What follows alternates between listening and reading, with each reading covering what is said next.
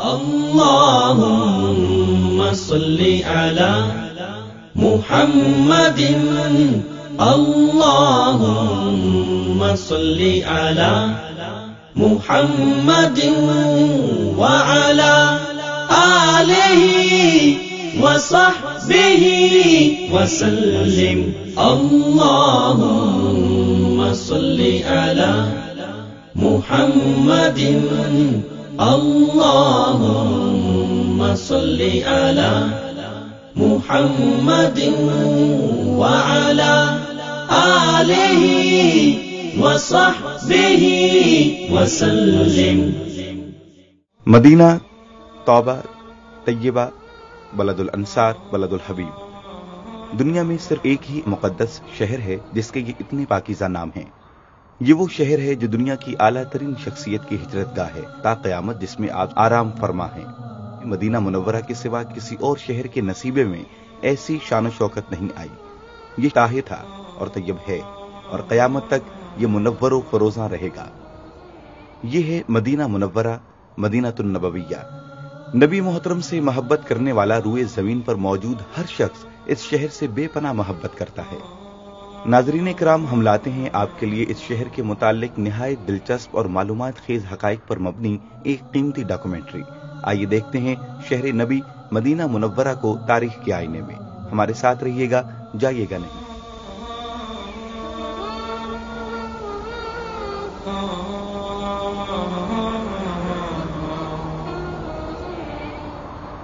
مدینہ منورہ اور اس کے خصائص کی خصوصیات کے متعلق گفتگو سے قبل ہم اس شہر کی تاریخی اہمیت اور اسلامی آثار کو شرعی نقطہ نظر سے دیکھتے ہیں. مدینہ منورہ کے تاریخی آثار کا اگر ہم جائزہ لیں تو ان میں سے کچھ تو صحیح اسلامی عقیدے سے مطابقت رکھتے ہیں، کچھ کا تعلق اسلام سے بالکل نہیں بلکہ بلند اسلامی ذوق سے بھی مطابقت نہیں رکھتے. اسلامی دنیا ایسے تاریخی آثار سے بھری پڑی ہے جو دنیا کے بہت سے علاقوں میں بڑے واضح اور نمایاں ہیں. ان آثار میں سر فہرست مسجد الحرام بیت اللہ شریف مکہ مکرمہ میں اور مسجد نبوی مدینہ منورہ میں جو ہماری گفتگو کا محور ہے. ان کے علاوہ ارض فلسطین میں مسجد اقصی اور دیگر علاقوں میں بھی بے شمار اسلامی آثار موجود ہیں.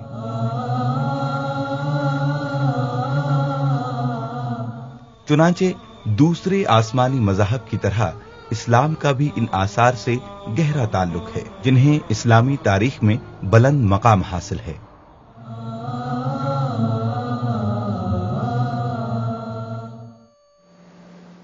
کچھ اسلامی آثار و شعار وہ ہیں جن کا واقعی اسلام سے تعلق ہے.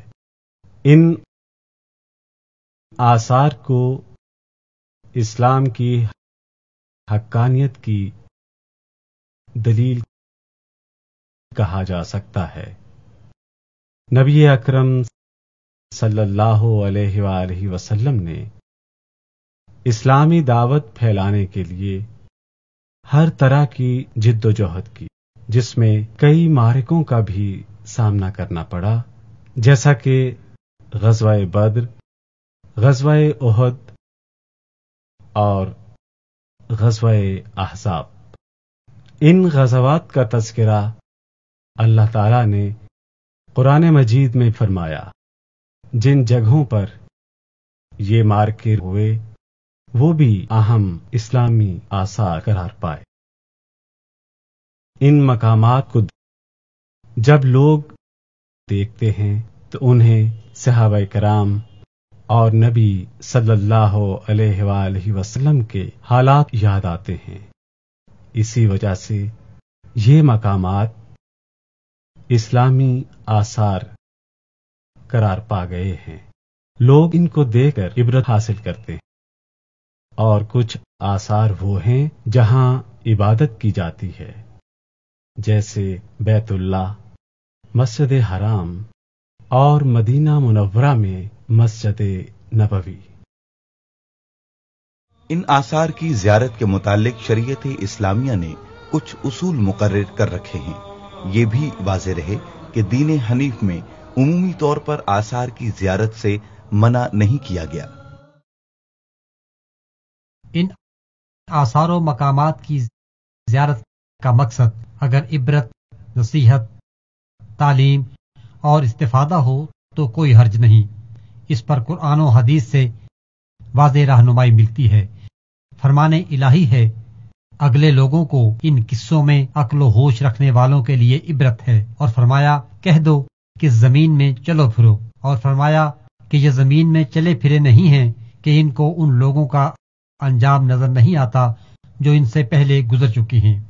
صحیح بخاری میں ہے، رسول اللہ صلی اللہ علیہ وآلہ وسلم جب ہجر کے علاقے میں آئے کہ جہاں قوم صالح علیہ السلام پر عذاب آیا تھا، تو آپ صلی اللہ علیہ وآلہ وسلم نے صحابہ سے فرمایا کہ وہ اس علاقے میں روتے ہوئے داخل ہوں، اور اگر رو نہیں سکتے تو ادھر نہ جاؤ۔ اور حسان بن ثابت نے، جو آپ صلی اللہ علیہ وآلہ وسلم کی وفات کے بعد قصیدہ لکھا، اس میں بھی اسی کی طرف اشارہ تھا۔ طیبہ میں جناب رسول اللہ صلی اللہ علیہ وآلہ وسلم کے نشانات اور روشن یادگاریں کچھ باقی ہیں، جبکہ نشانات مدھم ہوتے اور مٹتے رہتے ہیں۔ اس حرم کے نشانات کبھی محو نہ ہوں گے جس میں ہادی عالم صلی اللہ علیہ وآلہ وسلم کا وہ منبر ہے جس پر وہ جلوہ افروز ہوتے تھے۔ میں اب جناب رسول صلی اللہ علیہ وآلہ وسلم کی وفات حسرت آیات پر اشک بہا رہا ہوں، اور کتنی آنکھیں میرے ساتھ اشک بار ہوئی ہیں، اور یہ ایسی بات ہے جس میں آنکھیں اشک بار ہوتی ہی ہیں۔ آدمی اگر مدینہ میں رہائش پذیر نہیں تو درست بات یہ ہے کہ اسے روضہ رسول کے بجائے مسجد نبوی صلی اللہ علیہ وسلم کی زیارت کی نیت کر کے آنا چاہیے، تاکہ اس میں اللہ کی عبادت کرے۔ تاہم اگر مقصود اور نیت مشاہدہ، تعلیم، عبرت اور نصیحت بھی ہو تو اس سے روکا نہیں جا سکتا، کیونکہ آپ صلی اللہ علیہ وآلہ وسلم نے اس سے منع نہیں کیا۔ یعنی اگر نیت عبادت کے سوا بھی ہو تو کوئی حرج نہیں، لیکن اگر آپ ارادتاً کسی خاص جگہ جائیں جس کی زیارت کے متعلق شریعت میں کوئی دلیل موجود نہ ہو تو یہ درست نہیں۔ کئی دفعہ بعض آثار کی زیارت مسنون بھی ہوتی ہے۔ اگر آدمی مدینہ کا باسی ہے تو اس کے لیے 4 مقامات کی زیارت مشروع ہے: مسجد نبوی، مسجد قباء، بقیع الغرقد اور شہدائے احد کا مقام۔ افسوسناک بات یہ ہے کہ کچھ لوگ عبادت کی نیت سے آثار کی زیارت کرتے ہیں، اس خیال سے کہ چونکہ نبی کریم صلی اللہ علیہ وآلہ وسلم نے آثار کی زیارت سے منع نہیں فرمایا، اور کچھ تو تبرک اور نفع کے حصول اور نقصان سے بچنے کے ارادے سے بھی وہاں جاتے ہیں۔ کچھ لوگوں کا اعتقاد یہ ہے کہ ان آثار کی زیارت کو آدمی کے نفع و نقصان میں بھی دخل ہے۔ یہی تو بدعت ہے۔ یہ عقیدہ اور تصور اللہ اور اس کے رسول صلی اللہ علیہ وآلہ وسلم کے واضح فرامین کے خلاف ہے۔ شریعت اسلامیہ میں بھی اس کی اجازت نہیں، بلکہ اس سے صریحاً آپ صلی اللہ علیہ وآلہ وسلم کی مخالفت ہوتی ہے۔ جن آثار کی زیارت کی شریعت اجازت دیتی ہے اور ان سے فائدہ بھی حاصل ہوتا ہو تو یہ نور علی نور ہوگا، اور اگر بعض آثار کی زیارت سے عقیدہ و عمل کے سلسلے میں نقصان زیادہ ہوں اور اس کی زیارت جائز بھی ہو تو اس کا حکم مکروہ یا حرام ہو جائے گا، تاکہ عقیدے کے نقصانات سے محفوظ رہا جا سکے۔ بعض اوقات یہ نقصان جگہ یا کسی شخصیت کی ذات کو اسوہ سمجھنے یا دلیل بنا لینے کی وجہ سے بھی ہوتا ہے۔ مثلا ایسی شخصیت جو نمایاں مقام رکھتی ہو اور وہ کسی مقام کی زیارت کے لیے جائے تو لوگ سمجھیں گے کہ شاید ایسا کرنا جائز اور ثواب کا کام ہے، تو مصلحت کی خاطر ایسے آدمی کو اس مقام پر نہیں جانا چاہیے جہاں جانا مسنون نہیں، کیونکہ اس کی زیارت لوگوں کے عقیدے کے نقصان کا باعث بنے گی۔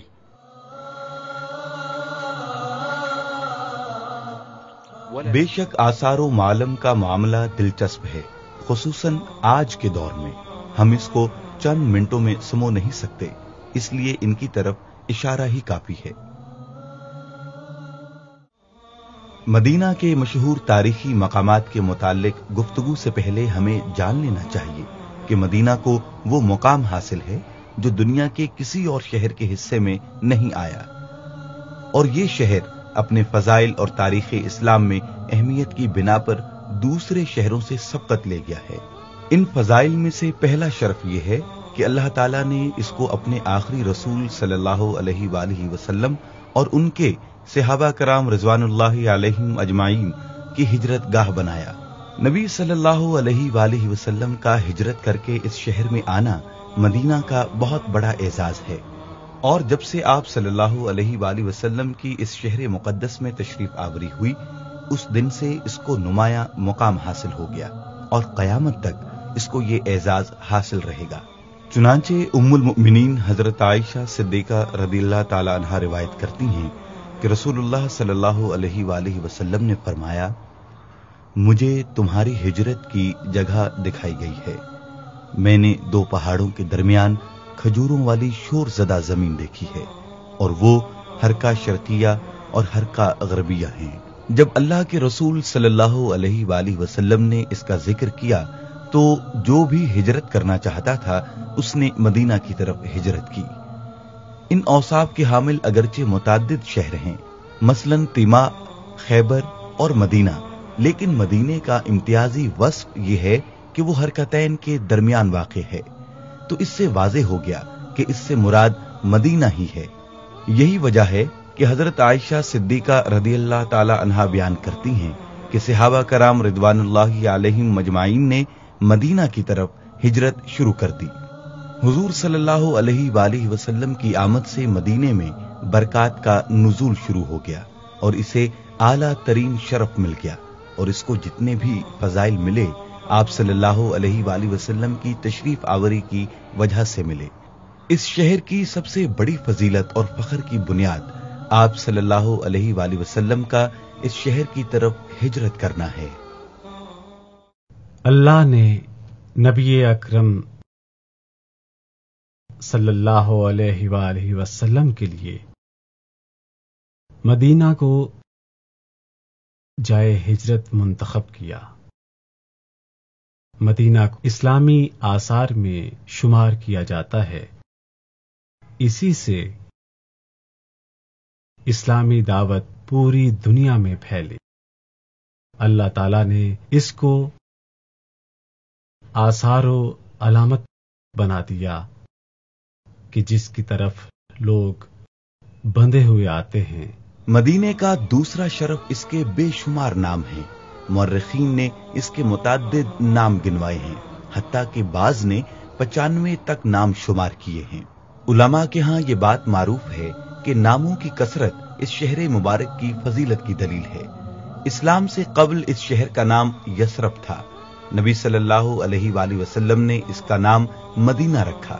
چنانچہ متعدد نام معروف ہونے کے باوجود افضل ترین نام مدینہ الرسول ہی ہے، اور یہ نام دیگر ناموں پر غالب ہے۔ اس کا نام مدینہ رکھا گیا، اور دنیا میں اس نام کا کوئی اور شہر نہیں ہے، بلکہ عمومی طور پر جب مدینہ یعنی شہر بولا جائے تو ذہن فوراً مدینہ منورہ کی طرف منتقل ہو جاتا ہے، اور یہ نام اس کے تمام ناموں پر غالب ہے۔ اسی نام سے یہ شہر سب شہروں میں ممتاز ہے۔ المدینہ کا الف لام اس کی تمام تر خوبیوں اور دائمی صفات کا احاطہ کیے ہوئے ہے۔ اس کی فضیلت یہ بھی ہے کہ یہ نام قرآن پاک میں 4 مرتبہ اور احادیث مبارکہ میں لا تعداد مرتبہ آیا ہے۔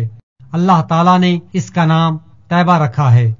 یہ شرف جلیل، کرامت عظیم، عزت و مقام، شان و شوکت اور رتبہ بلند مدینہ کے سوا کسی اور شہر کو حاصل نہیں ہو سکا کہ اس شہر کا نام آسمان سے اللہ کی جانب سے اترا ہو۔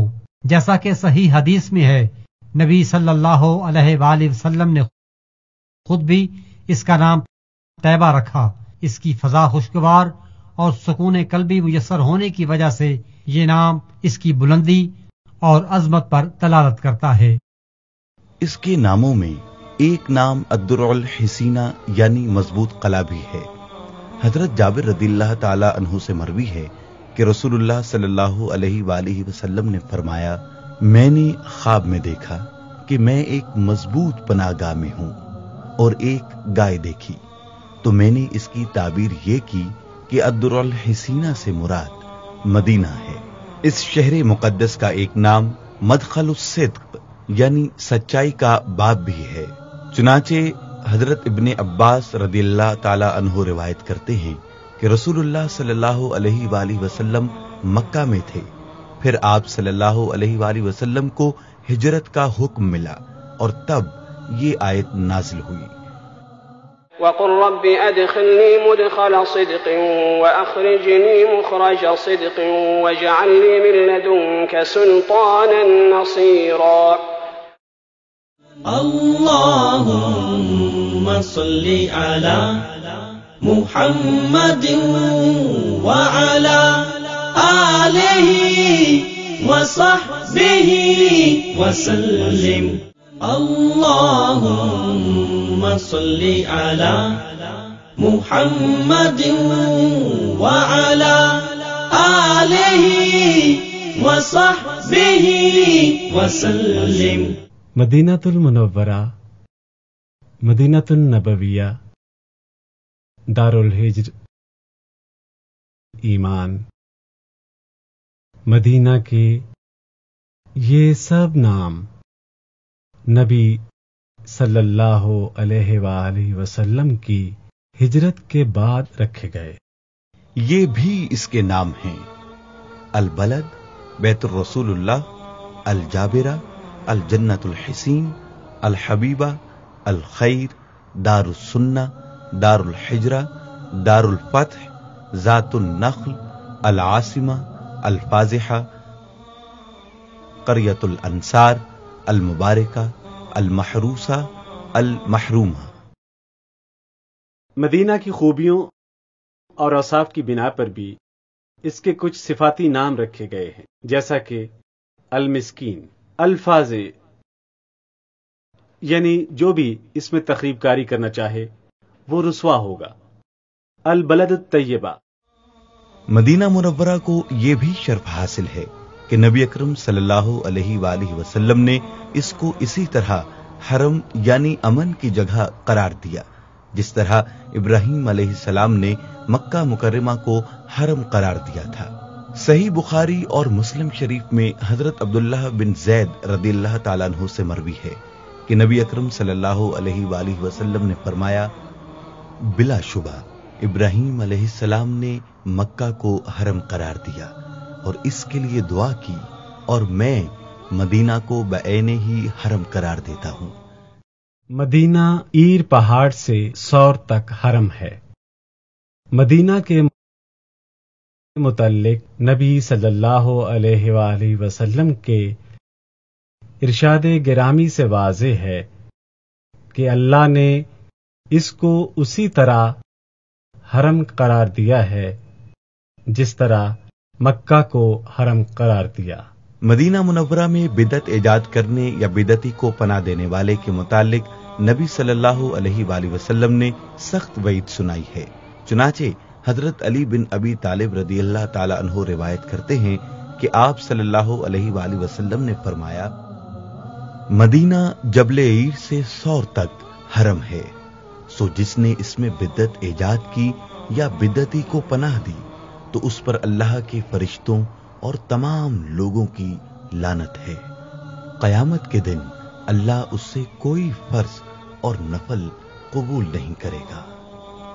حرم مدینہ کے بھی وہی احکام ہیں جو حرم مکہ کے ہیں کہ اس میں نہ شکار کیا جا سکتا ہے، نہ اس کو بھگایا جا سکتا ہے، نہ گری ہوئی کوئی چیز اٹھائی جا سکتی ہے، اور نہ بغاوت یا لڑائی کے لیے اسلحہ ہی اٹھایا جا سکتا ہے۔ مدینہ کی یہ بھی عظیم الشان فضیلت ہے کہ یہ حرم ہے۔ جب سے نبی اکرم صلی اللہ علیہ وآلہ وسلم یہاں تشریف لائے، اس دن سے مدینہ امن والا ہے۔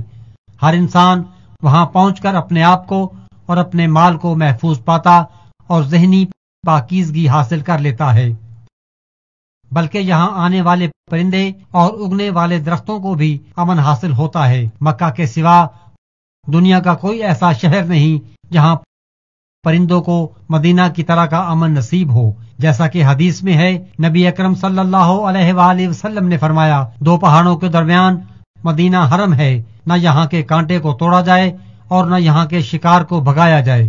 نبی اکرم صلی اللہ علیہ وآلہ وسلم نے اہل مدینہ کے لیے امن کی ضمانت دی ہے۔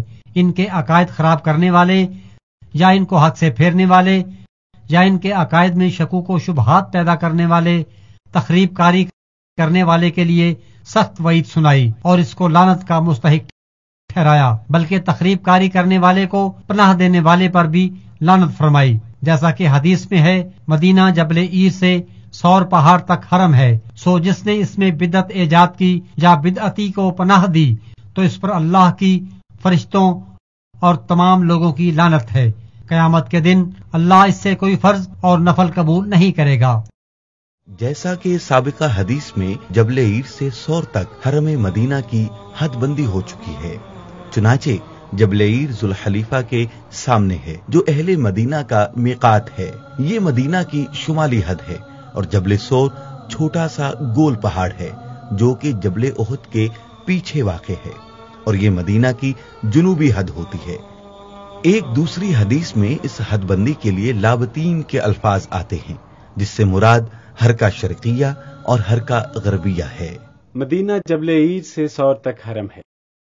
عجیب بات یہ ہے کہ 4 یا 5 صحابہ سے یہ حدیث مروی ہے۔ ہر صحابی جب حدود حرم کو بیان کرتا ہے تو اس کی فضیلت کو بھی بیان کرتا ہے کہ مدینہ عیر سے سور تک حرم ہے، اور پھر بیان کرتا ہے کہ جس نے اس میں بدعت ایجاد یا بدعتی کو پناہ دی تو اس پر اللہ کی، فرشتوں اور تمام لوگوں کی لعنت ہو۔ تو دراصل یہ ایک شدید ڈانٹ ہے، اور ہاں، اگر کوئی مدینہ یا اہل مدینہ سے دشمنی رکھے تو اس کے متعلق بھی حدیث میں سخت وعید وارد ہوئی ہے۔ نبی اکرم صلی اللہ علیہ وآلہ وسلم نے فرمایا، جو اہل مدینہ کا برا چاہے اللہ اس کو اسی طرح پگھلا دے گا جس طرح نمک پانی میں پگھل جاتا ہے، اور دوسری روایت کے الفاظ ہیں کہ اللہ اس کو اس طرح پگھلا دے گا جس طرح تانبا آگ میں پگھل جاتا ہے۔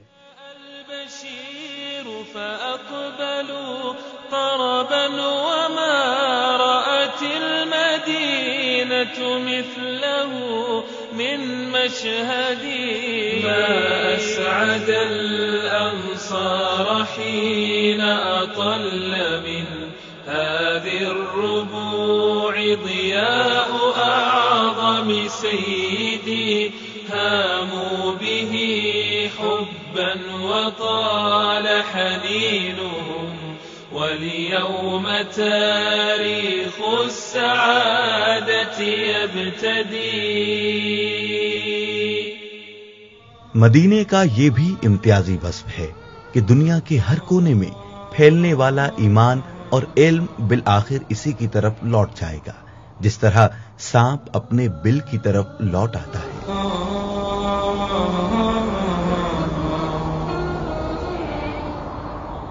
چنانچہ صحیح مسلم میں عبداللہ بن عمر رضی اللہ تعالی عنہ روایت کرتے ہیں کہ نبی صلی اللہ علیہ وآلہ وسلم نے فرمایا، بے شک اسلام اجنبی شروع ہوا اور آخر کار اجنبی ہی ہو جائے گا، کہ جس طرح یہ شروع ہوا تھا اور تب یہ 2 مسجدوں کے درمیان پناہ گزین ہوگا، جس طرح سانپ اپنے بل میں پناہ گزین ہوتا ہے۔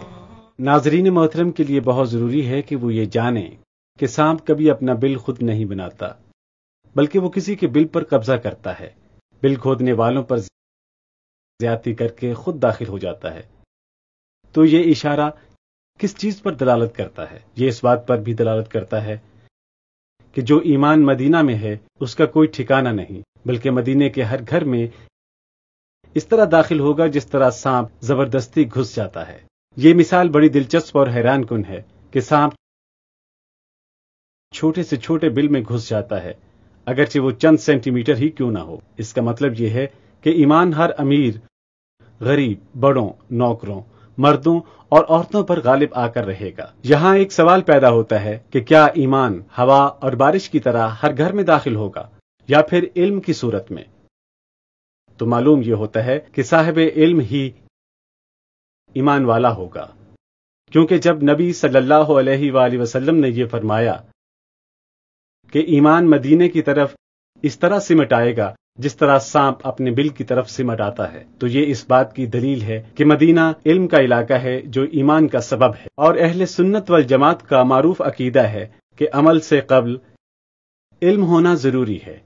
اس کی دلیل یہ ہے فَاعْلَمْ أَنَّهُ لَا إِلَٰهَ إِلَّا اللَّهُ، اور اس سے یہی مراد ہے۔ حضرت جابر رضی اللہ تعالی عنہ کی ایک حدیث میں یوں ہے کہ سارا ایمان مدینے کی جانب لوٹ آئے گا جس طرح کہ اس سے شروع ہوا تھا، یہاں تک کہ سارا ایمان مدینہ ہی میں ہوگا۔ اللہ کے نیکوکار بندے مدینہ کی طرف لوٹ آئیں گے جس طرح نبی اکرم صلی اللہ علیہ وآلہ وسلم کی ہجرت کے وقت آئے تھے، جیسا کہ آپ صلی اللہ علیہ وآلہ وسلم نے فرمایا ایمان مدینہ کی طرف اس طرح لوٹ آئے گا جس طرح سانپ اپنے بل کی طرف لوٹ آتا ہے۔ بلا شبہ تمام مومن اسی کی طرف لوٹ آئیں گے اور یہ مدینہ بہت وسیع ہو جائے گا۔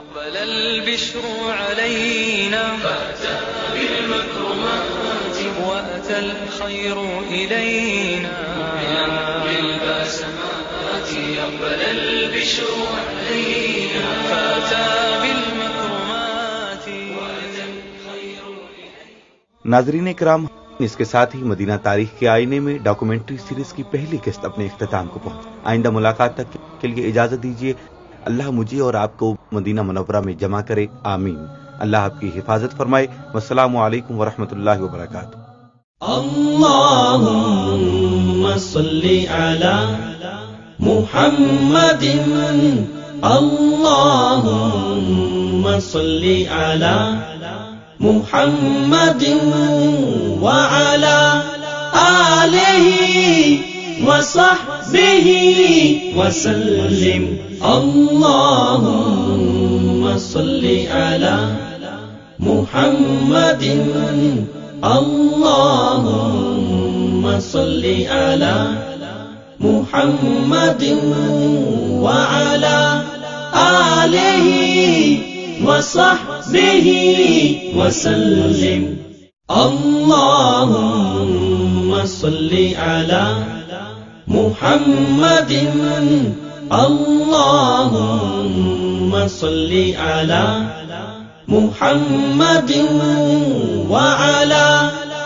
آله وصحبه وسلم اللهم صل على محمد اللهم صل على محمد وعلى آله وصحبه وسلم